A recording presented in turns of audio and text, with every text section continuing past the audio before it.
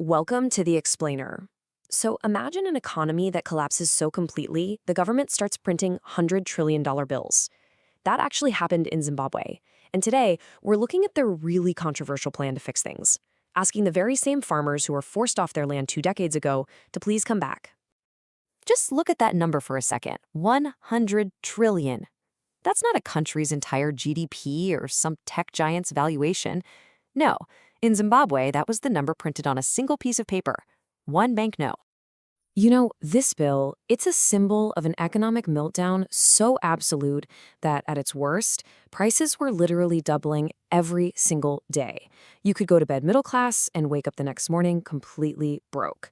This chaos turned a country that was once known as the breadbasket of Africa into a nation that actually depended on international food aid just to survive. So how on earth does a country even get to this point? And what's the plan to pull it back from the brink? Well, here's what we're going to cover. We'll start with the anatomy of the collapse itself, then rewind to its colonial legacy.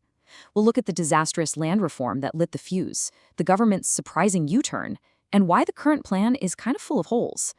And finally, we'll ask a really interesting question. Is this whole thing just an elaborate diplomatic game?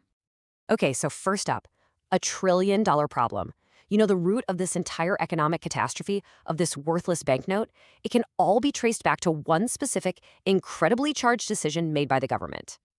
I mean, a number like 79.6 billion% inflation, that doesn't just happen by accident. It was the direct result of a single government policy, the decision to confiscate land from its most experienced farmers.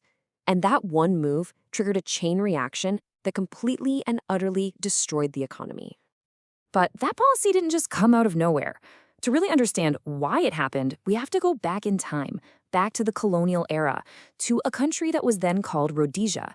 This is where the deep-seated inequality planted the seeds for all the conflict that would come later.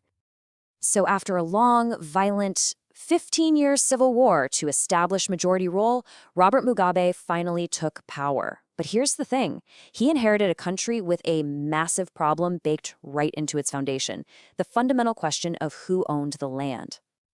And this chart, wow, this just lays it all out, doesn't it? You had this tiny minority, just about 4,400 white commercial farmers, controlling over half of the most productive, farmable land. Meanwhile, millions of indigenous Zimbabweans were left with less. This was the colonial legacy that Mugabe was absolutely determined to change. Now, while the stated goal was to correct this historical injustice, and you can understand the impulse, the way they did it, the execution of the land reform program that started in 2000, was a complete and utter catastrophe. You can see the dominoes fall right here.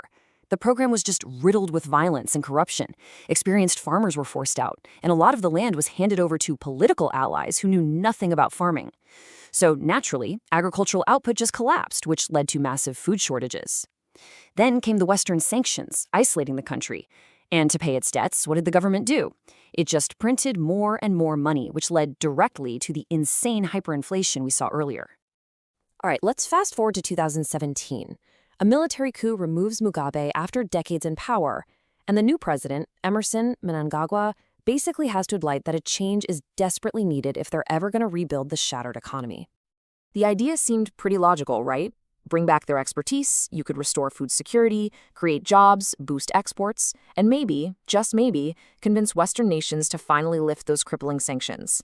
But of course, it hasn't been nearly that simple. So even though there's been some limited success with a few joint ventures, the vast majority of the displaced farmers are deeply skeptical.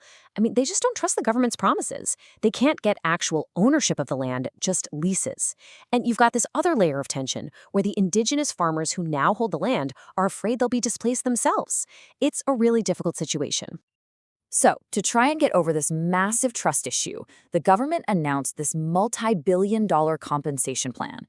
But as they say, the devil is always in the details. And when you look at the fine print, you start to see some major problems. This really shows the huge gap between what they're saying and what's actually happening.